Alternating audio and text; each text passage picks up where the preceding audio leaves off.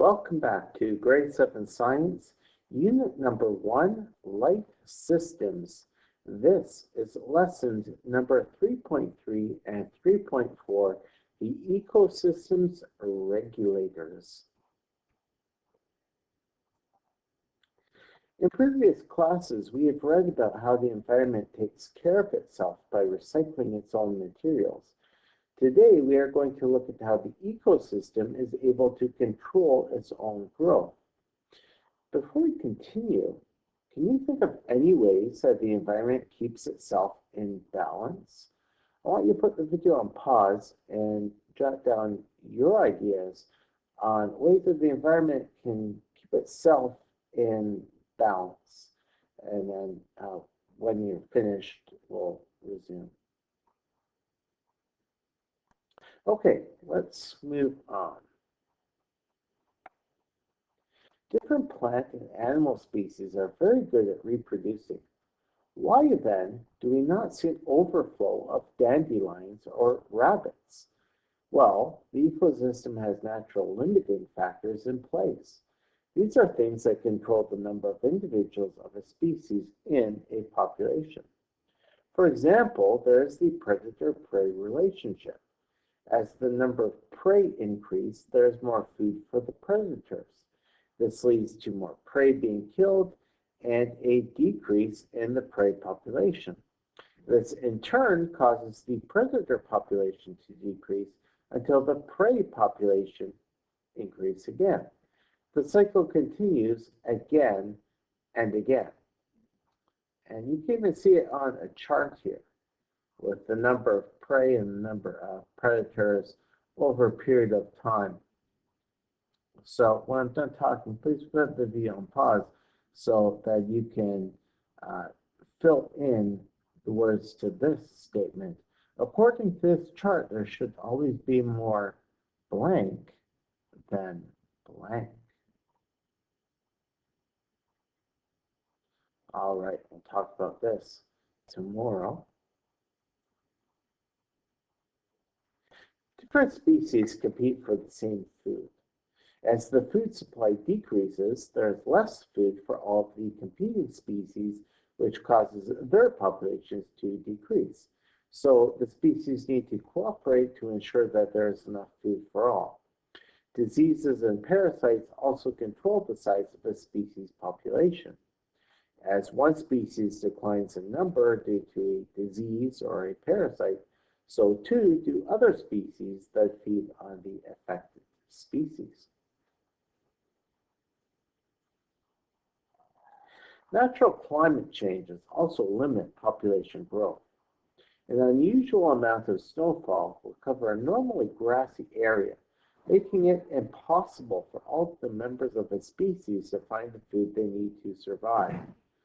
Forest fires, which tend to be caused by lightning strikes, destroy the natural habitats of all of the species living in an ecosystem. In some cases, burned forest areas quickly renew themselves, causing two forms of succession. Primary succession occurs when an area that was previously bare experiences a growth of organisms. Secondary succession means that new organisms are appearing in an area which was once home to other organisms.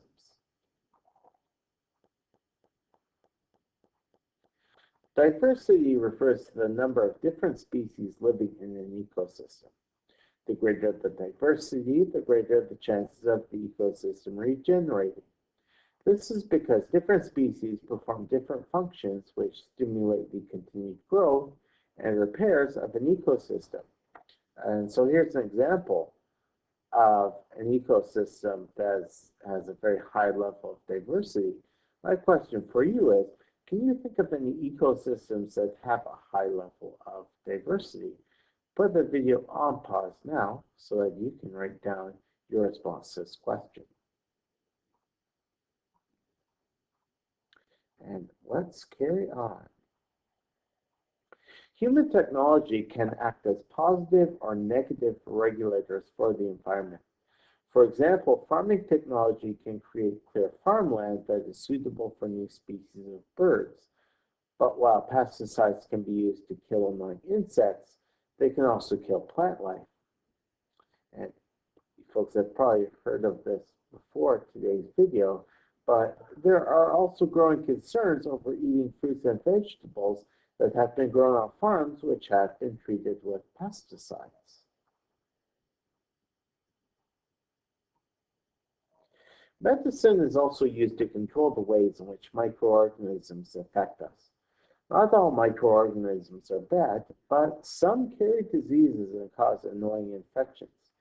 Penicillin makes you better by destroying the microorganisms that make you sick. An interesting story from the world of science.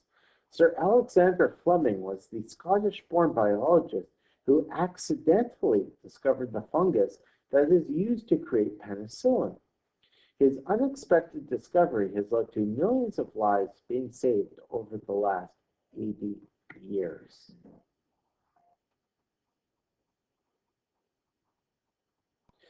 However, microorganisms are pesky little creeps and they can become resistant to antibiotics.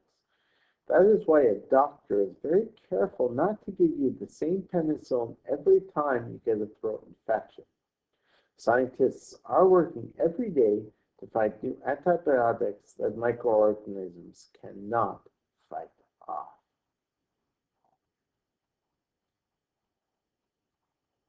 All right, so we are at the end, folks.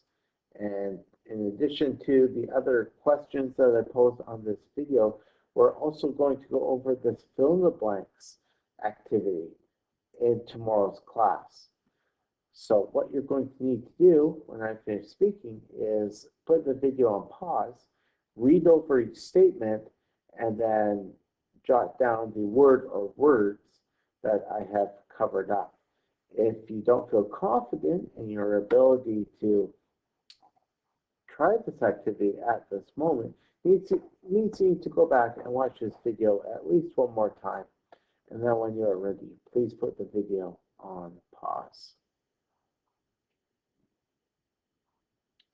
Alrighty, folks, we had a lot of content to get through on this lesson, so I'm looking forward to a very healthy discussion in tomorrow's class. But until we meet again, this concludes today's video.